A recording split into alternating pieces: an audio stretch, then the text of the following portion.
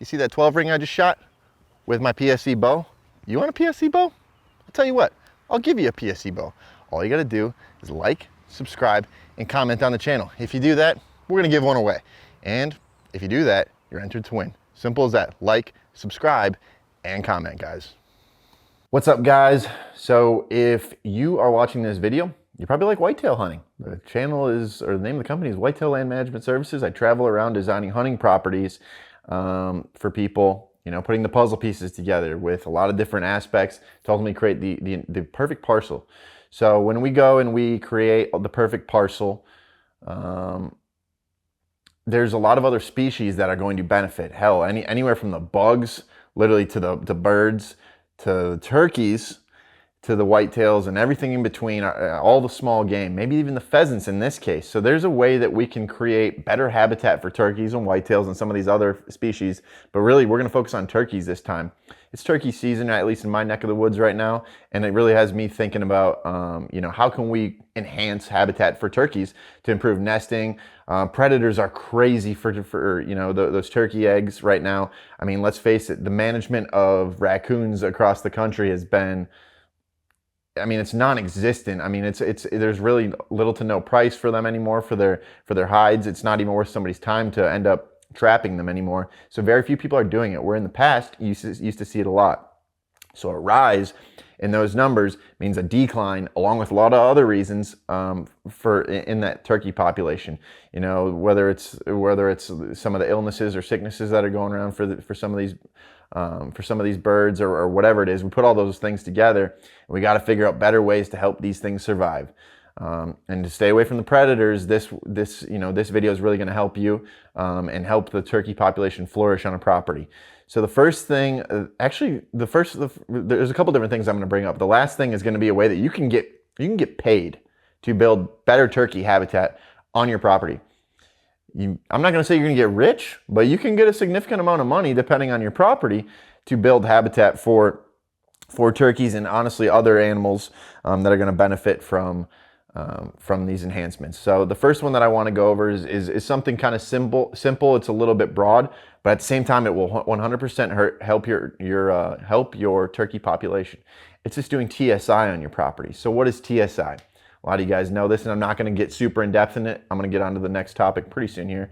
But TSI basically is when you do timber stand improvement. You open up the canopy, whether it's through hinge cutting or it's through the hack and squirt method or logging, select cut, clear cut, to create high stem count browse at the deer's level, the turkey's level, the small game's level. The more cover at that level, the harder it is for predators and even hunters sometimes to find those birds, find that prey, and ultimately kill those birds. So obviously we just talked about the raccoons being a major issue. If we can do that, with the raccoon population skyrocketing, coyotes, all these other animals, the hawks and things like that, if we can create more cover for these animals, then it's very likely that they're gonna have a better chance surviving, better places to nest, and a better place, just like I said, to survive. So the second one that I want to bring up is a type of food source that a lot of people probably should plant if you're really serious about making your property like a turkey destination, and it's clover.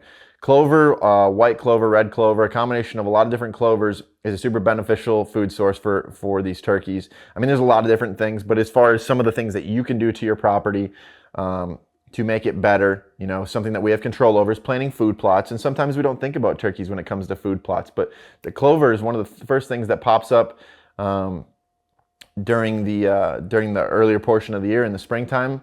You know, once the hatch begins, these toms, they need to replenish themselves. I mean, after the turkey rut, you know, why not give them an extra food source? So that's one of those things you can do. Another thing you can do is just burn your property. Let's say, you know, you want to do a prescribed burn. That's just going to basically allow a lot of the dormant seeds that are already in the soil bank to come back. A lot of those native species that your property might be missing. It might be overrun with one given species that outcompetes everything else. So if we were to go in and burn, we will reintroduce those to the landscape, ultimately making better habitat. The last one that I'm super pumped about, the way that you guys can make money and create better turkey habitat, is through the CRP program. So the CRP program will allow you guys, it's basically a government program. If you have agricultural land and you want to turn it back into, let's say, like native prairie, warm season grasses, Forbes, things like that. You can do that and literally get paid per the acre on your property. So what's the perk to doing this? It's adding quality habitat for these turkeys and even pheasants. I really try to put this in a plan for a client who's in an area where the pheasants are still there, but they're not thriving. Same thing with the turkeys. And the nice thing about doing this for turkey habitat is the nesting ground is insanely, there's way more nesting ground basically at the end of the day when we introduce a property into CRP. And the other perk to CRP is there's cover throughout the wintering months.